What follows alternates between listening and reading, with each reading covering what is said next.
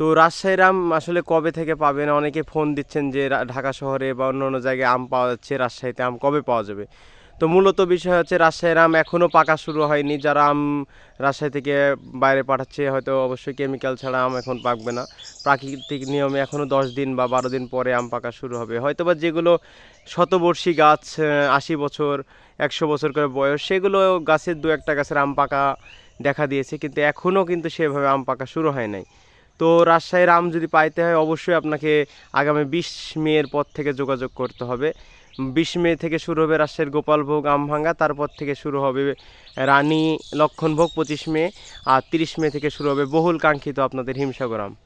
তো আম পাইতে অবশ্যই আমাদের নাম্বারে ফোন দিবেন। ইনশাল্লাহ বাংলাদেশের প্রতিটা জেলার আনাচে কানাচে আম পাঠানো হয়। এছাড়া বেশি আমরা ম্যাক্সিমাম দেওয়ার চেষ্টা করি পাইকারি আম। পাইকারি আমগুলো দিলে আমাদের মানে সুবিধা হয়।